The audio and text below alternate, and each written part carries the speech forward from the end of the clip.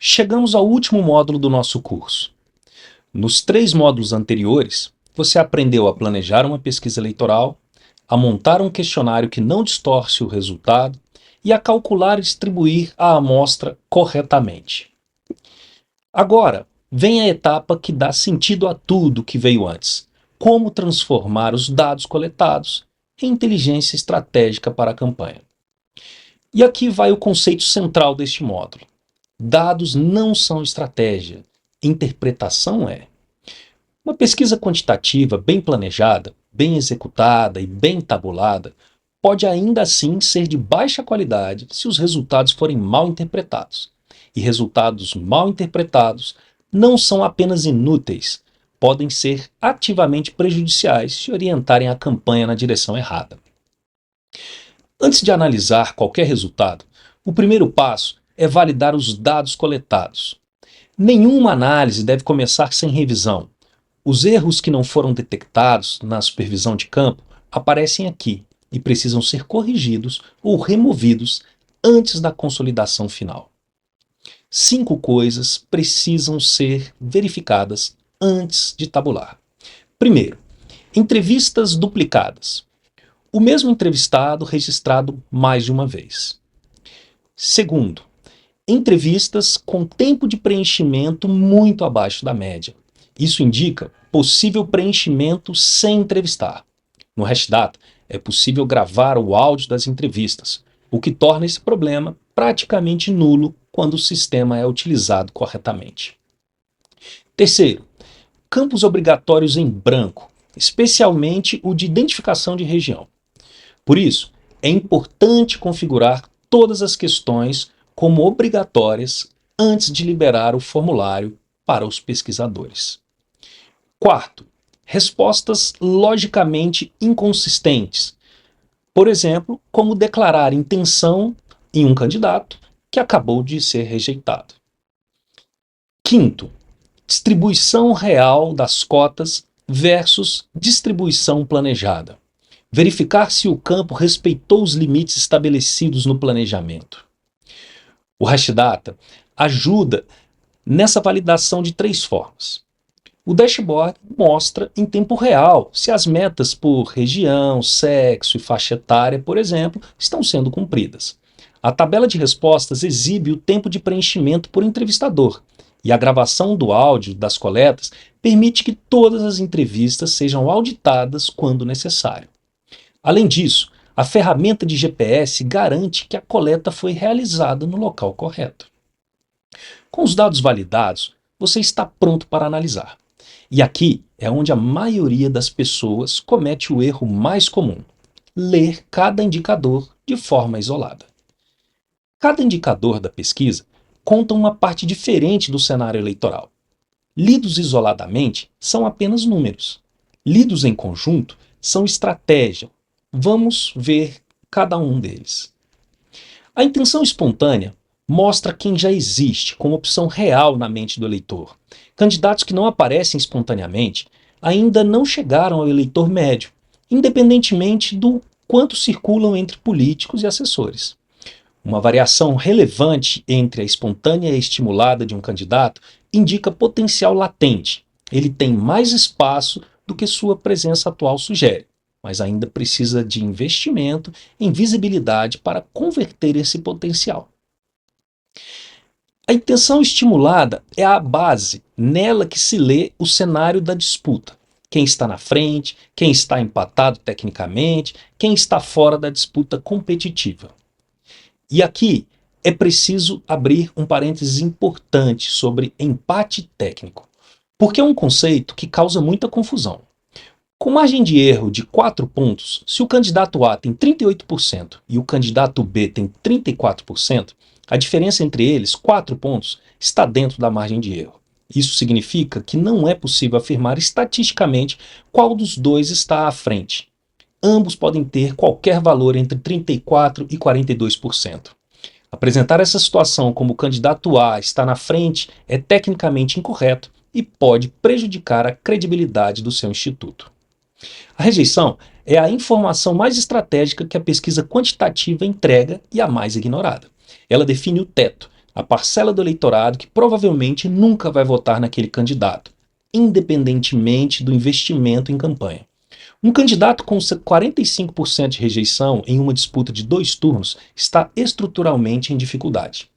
Ele pode liderar a intenção de voto no primeiro turno e ainda assim perder no segundo, porque seu teto não permite conquistar os eleitores que precisa. A avaliação da gestão é o indicador que mais diretamente orienta a escolha da linha narrativa da campanha. Alta aprovação abre espaço para narrativas de continuidade ou esperança com entrega. Baixa aprovação cria o cenário favorável para narrativas de ruptura ou mudança. Gestão com aprovação acima dos 60%, candidatos da situação têm base sólida para narrativas de continuidade. Entre 40% e 60%, eleitorado dividido, narrativas mistas funcionam melhor. Abaixo de 40%, candidatos da situação enfrentam resistência estrutural. Candidatos oposicionistas têm espaço para narrativas de ruptura e mudança. Os números gerais da pesquisa descrevem o cenário. Os cruzamentos revelam a estratégia, onde cada candidato tem força, onde está fraco, onde existe oportunidade de crescimento. 6 cruzamentos são prioritários. Intenção de voto por região, que identifica onde cada candidato é forte e onde precisa trabalhar. Intenção de voto por faixa etária, que revela se a base está concentrada num grupo etário e qual é a vulnerabilidade que isso representa. Intenção de voto por sexo, que sinaliza a oportunidade de segmentação de mensagem quando as diferenças são significativas. Rejeição por região, que mostra onde o teto de cada candidato está mais comprimido. Avaliação da gestão por região, que identifica quais áreas estão mais insatisfeitas. E sentimento de continuidade ou ruptura por subgrupo, que revela quais segmentos estão mais abertos à narrativa de mudança. Um alerta importante: subgrupos abaixo de 80 casos não sustentam conclusões. Cruzar intenção de voto por sexo numa amostragem de 400 entrevistas gera subgrupos de aproximadamente 200 casos cada. Confiável, mas cruzar essa mesma amostra por região, por sexo e por faixa etária simultaneamente gera células de 13 casos em média. Indefensável. Planeje os cruzamentos antes da coleta e dimensione a amostra para garantir subgrupos suficientes. O Hashdata disponibiliza recursos que vão além da tabulação básica. Há filtros por região, sexo, faixa etária e qualquer variável de perfil coletada. Gráficos exportáveis em formato DocX, tabelas de respostas com data, hora e tempo de coleta por entrevistador.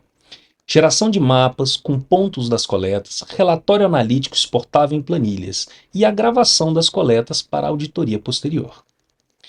Para acessar os resultados, acesse o formulário no Hashdata e clique em Resultados. O link e o vídeo explicativo estão disponíveis na descrição desse vídeo.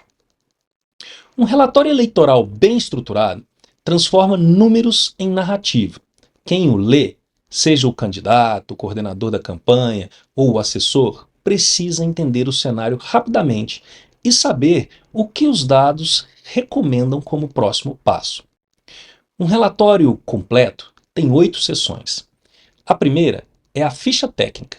Data de campo, número de entrevistas, município, metodologia de coleta, margem de erro e nível de confiança, obrigatória em todo relatório profissional. A segunda é o contexto da disputa, breve descrição do cenário político local, candidatos identificados e perfil do eleitorado.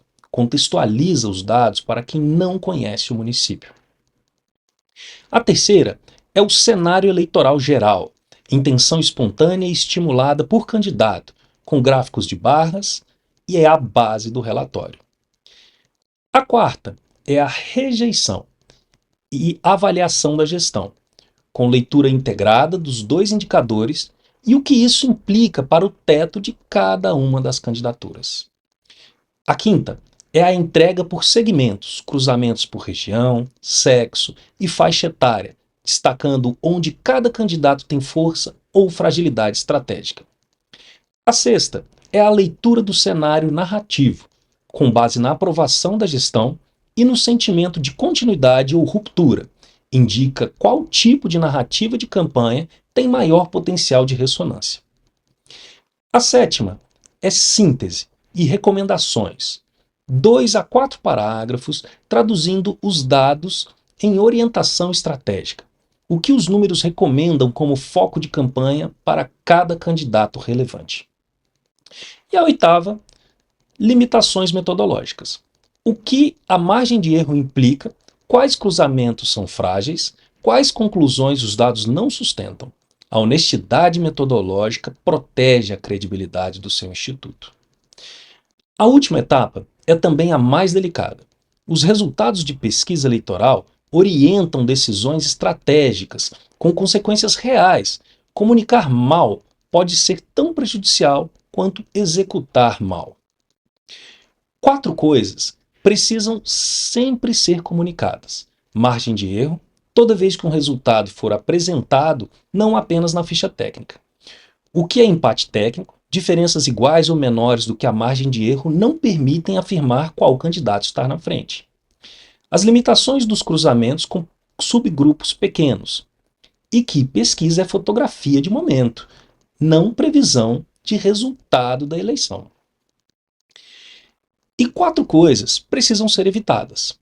Apresentar variações menores do que a margem de erro entre rodadas como crescimento ou queda, pois podem ser ruído estatístico. Usar percentuais e subgrupos com menos de 80 casos como se fossem dados robustos. Afirmar que um candidato vai ganhar com base em intenção de voto e omitir a ficha técnica em apresentações ou divulgações. Um ponto especial sobre variação entre rodadas. Com margem de erro de 4 pontos, variações abaixo de 4 pontos entre 2 rodadas podem ser simplesmente ruído estatístico. Para afirmar que houve mudança real, a variação precisa ser expressiva o suficiente para sair do intervalo de confiança da rodada anterior. A regra prática é: variações abaixo da margem de erro merecem cautela. Variações acima de 1,5 vezes a margem de erro podem ser lidas como tendência. Para recapitular este e os demais módulos. Valide os dados antes de tabular. Cada indicador, espontânea, estimulada, rejeição e avaliação da gestão responde uma pergunta estratégica diferente. A leitura combinada de rejeição e aprovação da gestão orienta diretamente a escolha da linha narrativa. Cruzamentos revelam onde está a oportunidade, mas exigem subgrupos com pelo menos 80 casos. E comunicar resultados com responsabilidade não é opcional, é parte da entrega profissional. Finalmente, você concluiu o curso de pesquisa eleitoral do Hashdata.